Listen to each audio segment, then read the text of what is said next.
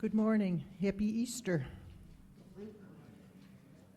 Celebration of the symbolism of Jesus' new life is really a celebration of our new life. We are no longer identified by our past or by our failings. We are defined by the resurrected life within us all.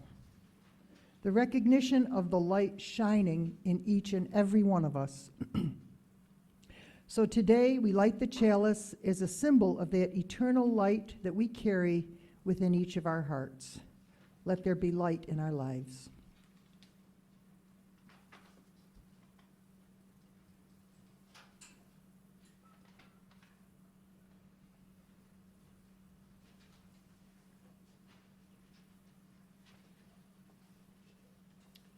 Good morning, I'm Jeff Chard. 100 years ago, there were Unitarians and there were Universalists. And the Universalists said, hey, you know what? We should invite the Unitarians in. And 100 years ago, today, Easter Sunday, was the first joint service between the Unitarians and the Universalists in Utica, New York. So Jerry tells me. And it must be true. Jerry's our historian. And on that day, they became a federation, and here we are ever since. Happy anniversary to us, I guess.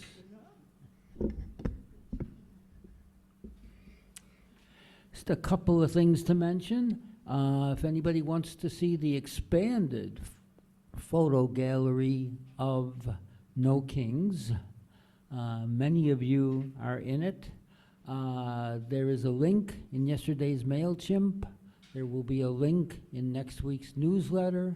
And if anybody just wants me to email the PDF, just let me know. I'd be happy to do that.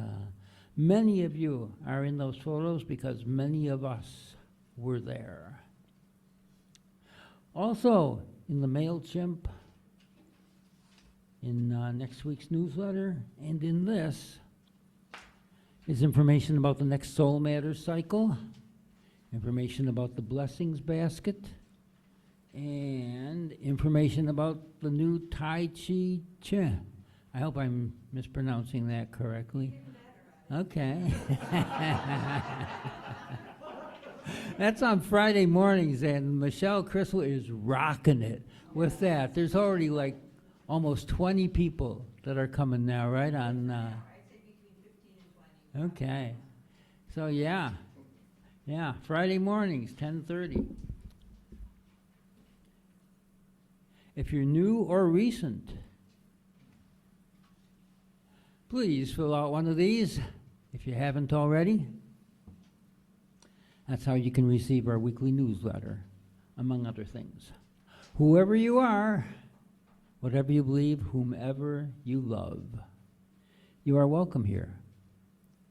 We embrace diversity, and yet we also celebrate those things that bring us together. Our need for community, our belief in justice, equity, inclusion, compassion, the dream of a world at peace. On these things, most Unitarian Universalists agree, to be sure. Easter is a complicated holiday for Unitarian Universalists. There are some 2.5 billion Christians in the world. Both Unitarianism and Universalism were founded within Christianity, as we know. Most or many Christians believe in the resurrection, ascension, divinity of Jesus. Others, Christians and non-Christians, take the Easter story as a metaphor, a poetic expression of renewal following despair. Some folks here celebrate pagan traditions, cycles of nature, renewal of seasons, new life. And then there's the Easter Bunny, right? Who doesn't love the Easter Bunny and his holy symbols of Easter?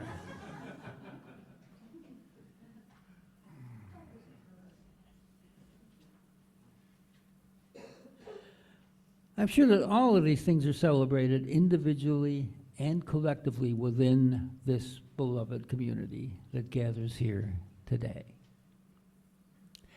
With so many different ideas, how should a UU congregation approach this major holy day? I like to look for those things, those ideas, those people that bring us together. I find that in the person of today's minister, Reverend Kent Trievel. When our daughter Jen was in middle school, she fell in with a group of kids whose families went to the Moravian Church up Higby Road. Pastor Kent was the minister. Kent had a youth group. These kids went to that youth group most every Sunday evening, formed friendships that last to this day. On Christmas Eve and often Easter morning, the Chard family went to services at 2 churches. We got to know Kent, to respect and appreciate his ministry of joy. Decades later, as I ran into Kent from time to time, I learned that he is retired and is good friends with Jerry and John. Last week I mentioned that if my friend Hank Bamberger was not a rabbi, he could be a Unitarian. I believe that to be especially true about Reverend Trievel. Is there anyone here who doesn't need more joy in our lives this morning? Pastor Kent, welcome to the Unitarian Universalist Church. Happy Easter.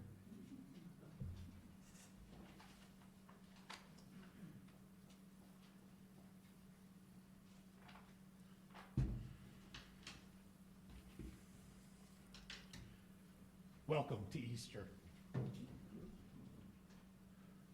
I am Kent Douglas Trievel, and I look forward to sharing in this time together. I think it's important and appropriate, I suppose, to share a few things that are important to me, and maybe just maybe they might be important to you as well. I celebrate balloons and parades and chocolate chip cookies. I celebrate seashells and elephants and lions that roar. I celebrate roasted marshmallows and chocolate cake and fish fries. I celebrate aromas, bread baking, mincemeat, lemons. I celebrate seeing bright colors, wheat in a field and daffodils glowing in the sun. I celebrate hearing waves that are pounding, rain falling, soft voices, loud laughter. I celebrate touching 5 toes in the sand, a puppy's fur, another person. I celebrate the sun that shines slap dab in our faces. And I celebrate, sometimes, snow falling, the wondrous quiet of the snow falling. I celebrate crashing thunder and brazen lightning. And I celebrate the green of the world, the life-giving green, the life-growing green. And I celebrate the birth of wonder, the miracle of a tiny life asserting its self-destiny. And I celebrate children. Children who laugh out loud and who walk in the mud and who dawdle in puddles and who put chocolate fingers everywhere and who like to be tickled and who whisper in loud voices and sing in louder voices, who run and who laugh when they fall and who cry at the top of their lungs and who cover themselves in Band-Aids and squeeze toothpaste all over the bathroom, who slurp their soup and who chew cough drops and who ask questions and who give us sticky paste-covered creations, who want their pictures taken and who bury their goldfish and sleep with a dog and who scream at their friends. I celebrate children who are so busy living that they don't have time for our hang-ups. And I celebrate adults who are like little children. I celebrate people who break up the meaninglessness of life, the routine of life, the person who stops to reflect, who questions, who doubts. I celebrate anger at injustice, tears for the mistreated, for the hurt, for the lonely. And I celebrate the church, the community that cares, when we hold our well-fed bodies to a cold and a lonely world. I celebrate love. That moment when the you is more important than the I, that gives without receiving. And I celebrate life that we may live more abundantly. So today, celebrate. Bring your balloons, your butterflies, your bouquets of flowers. Light your torches and wave them above your heads, and dance your dance and paint your feelings. Sing your songs, whistle your laugh, for life is a celebration. I don't know where we ever got the idea that balloons don't belong in church.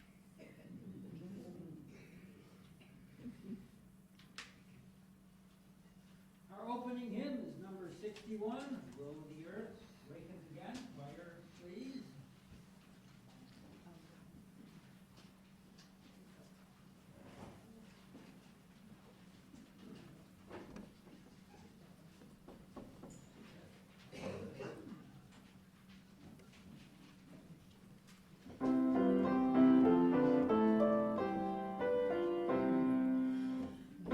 The earth awakes again.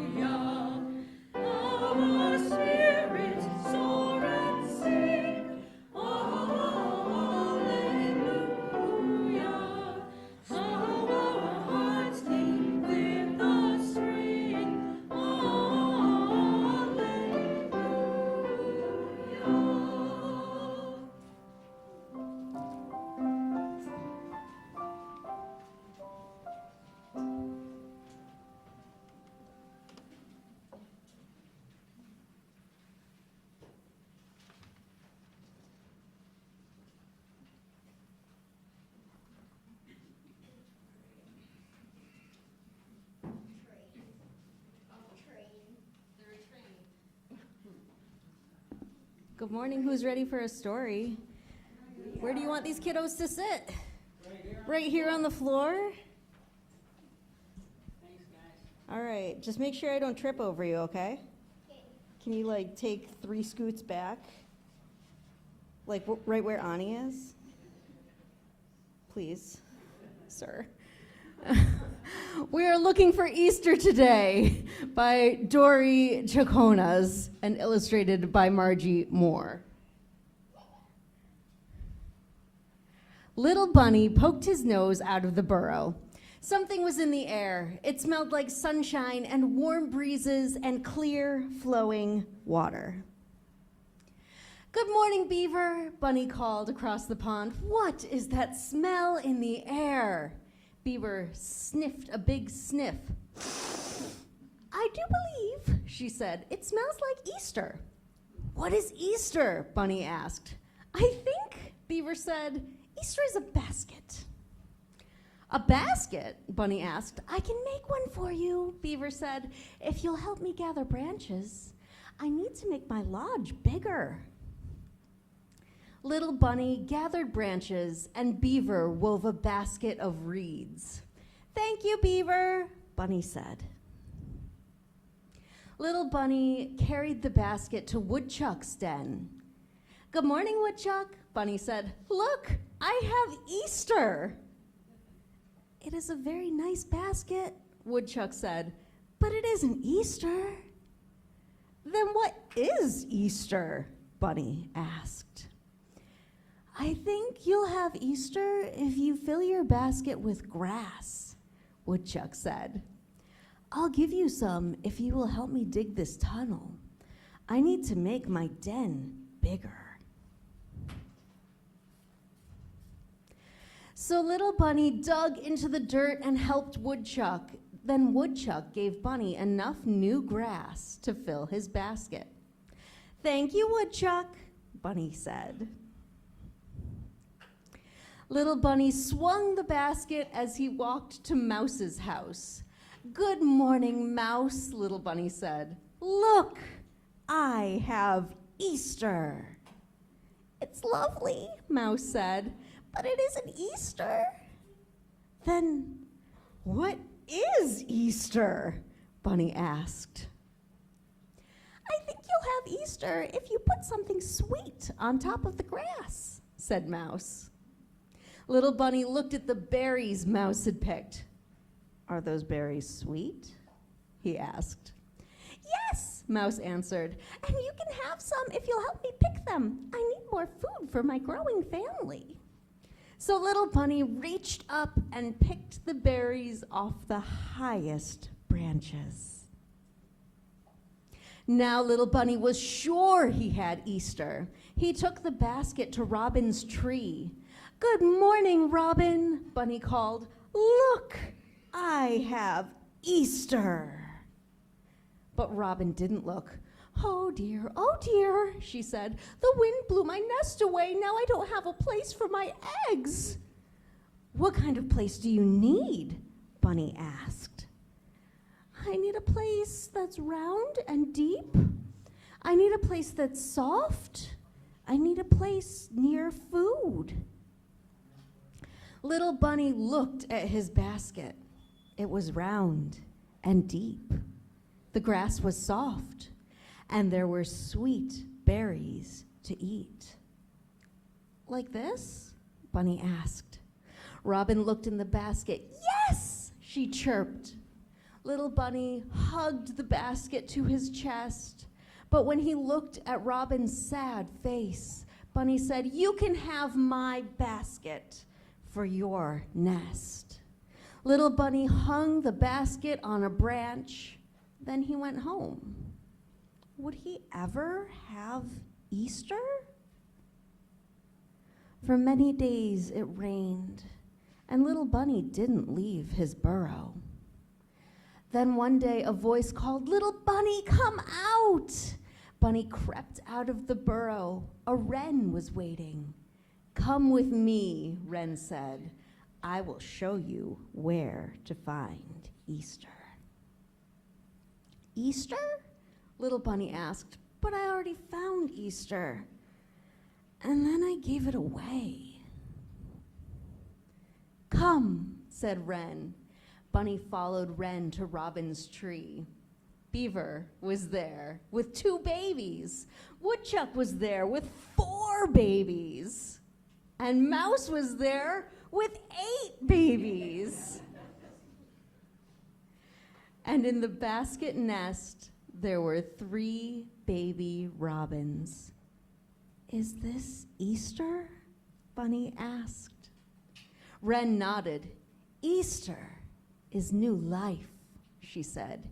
Easter is all around us today. Little Bunny looked at all his new friends, and something wonderful settled into his heart.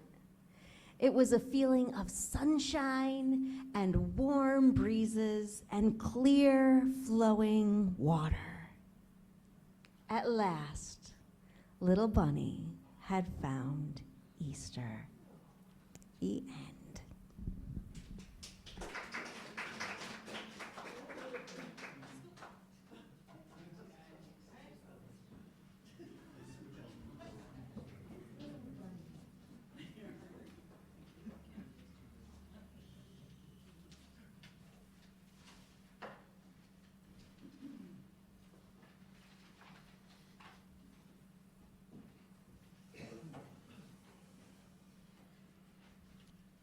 It is good to be with you.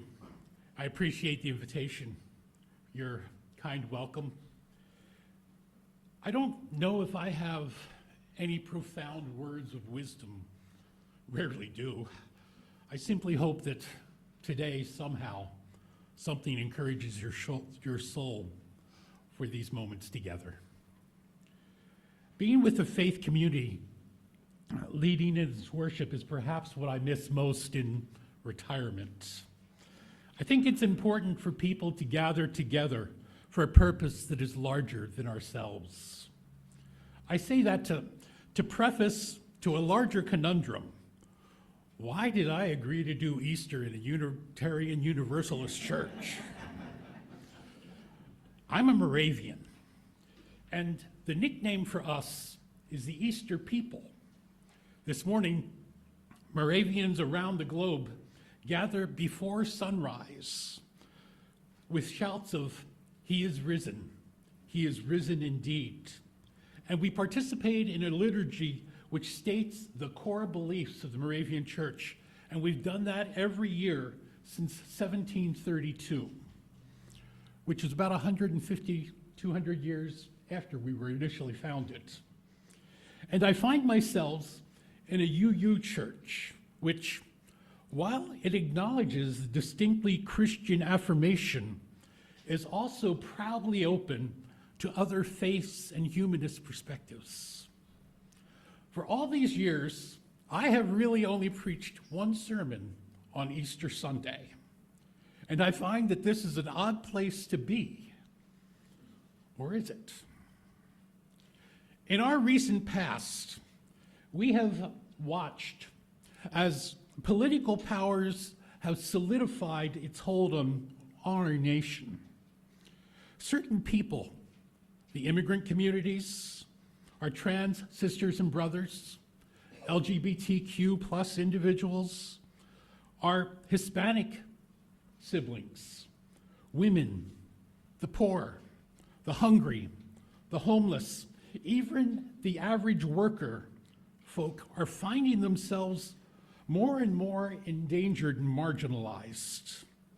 We are losing the ability to count the number of stories of men, women, and children who seem to be disappearing from our society. More and more of us are being ostracized. Rights, votes, citizenship are being stripped from people.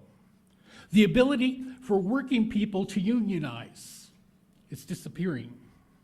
The simple recognition of people's humanity seems to be being lost. Even those who seek to recognize and protect the tenets of our nation are finding themselves demonized and even hunted. National symbols are being destroyed and replaced with monuments to vanity and corruption. And I know that that is an odd way to begin an Easter sermon.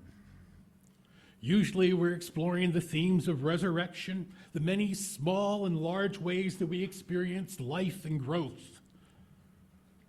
But a significant part of the Easter story is the way that it comes up against corruption and resistance. And as I reflect on the current realities, it resonates with me more and more that these stories of Jesus' last week, of power being centralized under the guise of religious purity, of lies and slander being masked as truth and fact, payoffs to certain people to spin certain versions of truth, the facts, whether they're truthful or not. People being swayed by promises and powers that exist in falsehood. And the parallels feel pretty obvious. Human cruelty and the craving for power over others is still present over 2,000 years after what we know as that first Easter story. And it feels like destruction. It feels like the values are collapsing, that society is dividing, and it feels like war. It feels like death. But you know what, friends? Easter comes, and life goes on, and we don't know what's going to happen next. We know that from our own lives. We are all experiencing or are experiencing now downfalls and struggle and hard times and illness. We know about joblessness, about loneliness, about illness, all the curveballs that life throws at us. But you know what? Life goes on. I don't know if you have recognized it or not, but I'm a one-legged man. And I don't know what I'm kicking most of the time. For almost 7 years, I have had to learn to adapt. I've learned to tolerate, and for a whole lot of years before that, lived with a lot of pain, infection, and bleeding. It's not easy, but this afternoon, when I gather with my family up at the house, my 2 youngest grandchildren will at some point come over and sit in the curve of the foot, and my struggles are going to become their joy, because I'm giving them a horsey ride. And because my story isn't finished, something is going to happen next. It always does. Something will always come of it. And it is hard to find balance today. It seems that everything that we hold dear, or at least have taken for granted, is being dismantled. Medical research is being ended abruptly. Financial safety nets threatened. So much disappearing. But the story isn't finished. We stand against it in so many ways. People ask, what can we do? What do we accomplish? And my answer is, there's a lot. We can stand with 8 million others who gather in protest. We can share our thoughts, our postings over a cup of coffee. We can speak loudly when opportunity presents, reinforcing to one another and ourselves that the story isn't over. Indivisible, that group that sponsored last week's No Kings protest, has announced their next event, May Day, May the 1st. It's a Friday, and they are calling for a national strike. No working, no shopping, no participating in the average thing. Protesting, yeah, that's a good thing. But other than that, a withdrawal from society as such. Mark your calendars. I think it's a Friday, May the 1st. I don't know how many of you have participated over the previous 3 rallies I did. And one of the things that I came away with was the assurance that I'm not alone. That in that speaking out, there was joy, there was encouragement, and there was even some fun. We make our voices heard. We dumped metaphorical tea into the harbor, and there was joy in our companionship, joy in the work itself. We don't know what's going to happen. We don't know when it will happen, but it will happen, and we're going to be a part of it. Now, I want to make sure that you know that joy is not the same thing as happiness. We often confuse the two. Happiness is fun. It's endorphins. It's fleeting. But joy is that sense of hope emerging, of hope being restored, of faith and connection growing, of pride, of satisfaction in confronting the work necessary to keep the story alive. Hope rises. Community rises. You rise. I rise. We rise. Life grows, and joy comes. And you shall go forth in joy, be led forth in peace. The mountains and the hills shall break forth before you into singing, and all the trees shall clap their hands. On Easter, we encounter one of the greatest stories that has shaped human history. There are those who understand the story of the resurrection literally, and others who understand it as metaphor. But either way, it is a story of hope. The first Easter was not a joyful day. It was a day of confusion, of fear, of questioning, of uncertainty, of total chaos. But hidden in that mystery, there is hope for people to grasp. Easter is about transformation, the belief that life continues and that life surprises. That's something is always coming next. Our work, whether it's resistance, protest, or simply rising to the challenges of everyday living, is to keep asking, why do you seek the living among the dead? To live in faith is to have hope. Hope that we will resolve to carry on, to make sure that the story continues until it brings joy. May all of us living in these challenging days, may we find joy.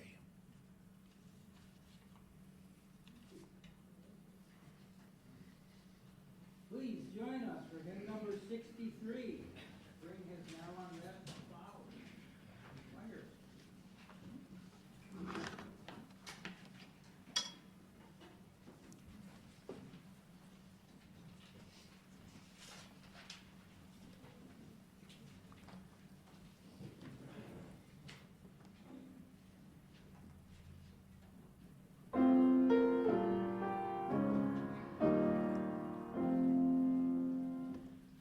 Sing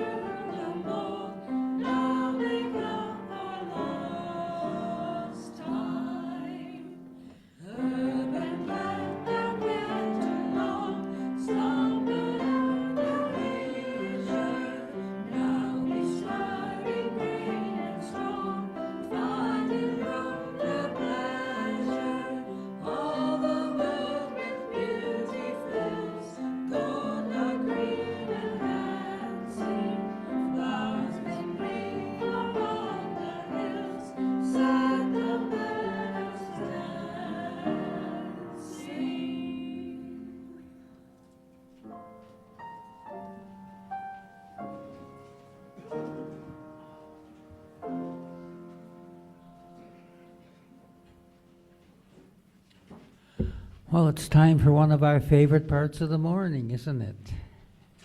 The offering.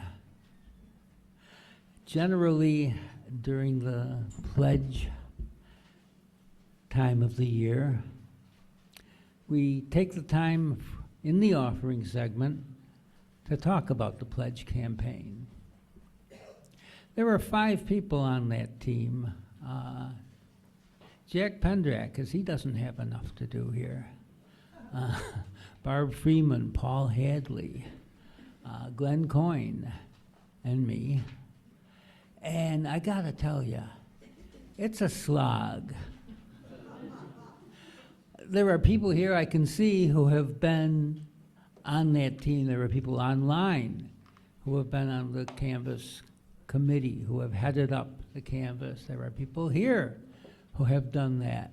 It is a slog. It's something that none of us, and probably nobody here, looks forward to.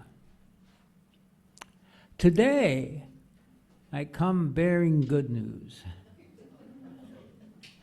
We are at $79,734. We're within about $10,000 of our $90,000 goal. And we are seeing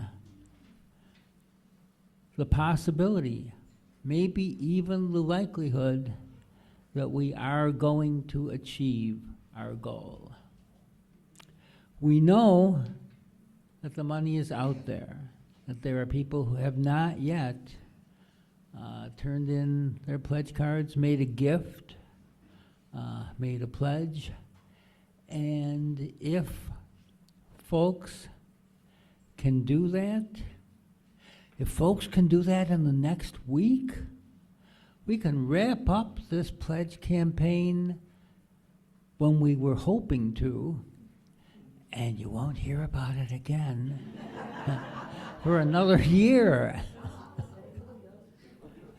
However, if you really want to get a phone call from Glenn Coyne or Barb Freeman or the rest of us, you can hold on.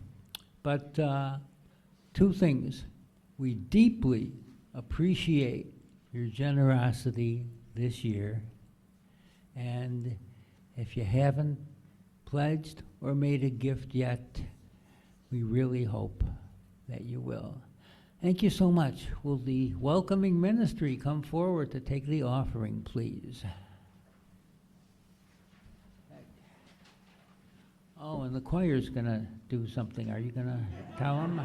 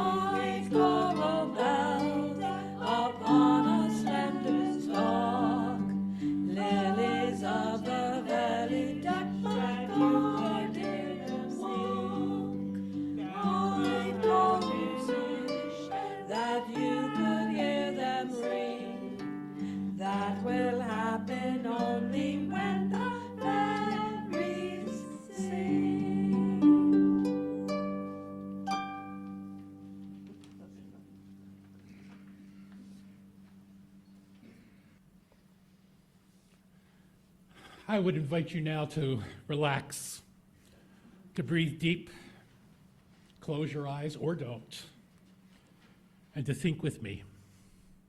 Simply pray with me and on this Easter day.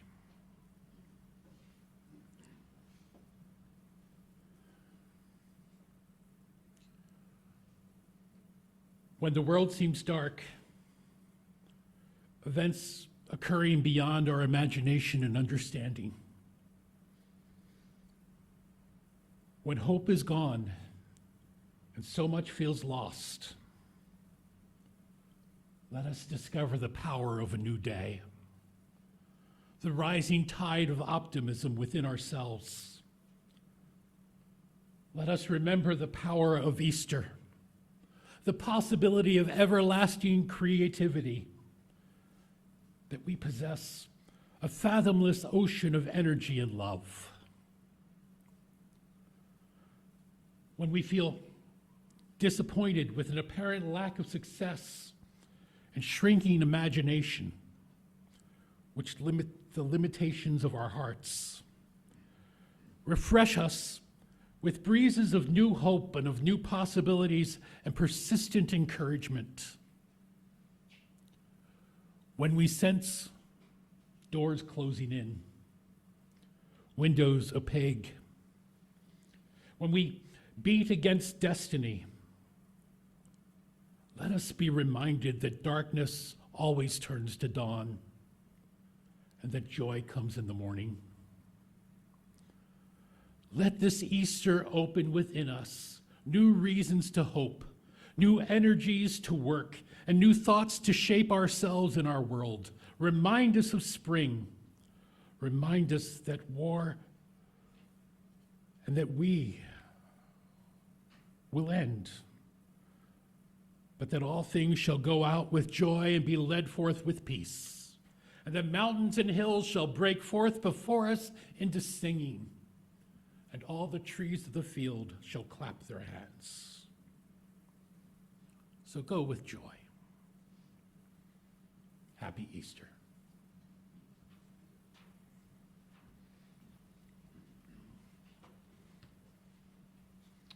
Before we extinguish our chalice, Kent was wondering if any of the folks here were at any of the 3 No Kings rallies.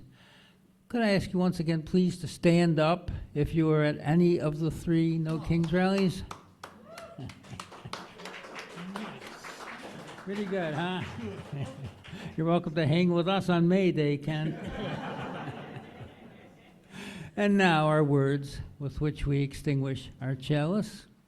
We extinguish this flame, but not the light of truth, the fire of commitment, or the warmth. Yeah, those things.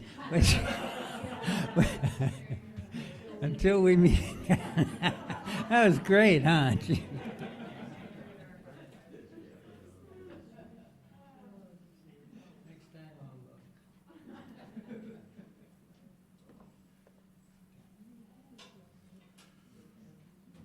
So now, go from here. Find Easter eggs. Celebrate with children. Laugh. Have a good glass of wine. But remember, this is a day of joy, a day of hope, a day where spring comes, hope is new, and all these trees shall clap their hands. Go in peace.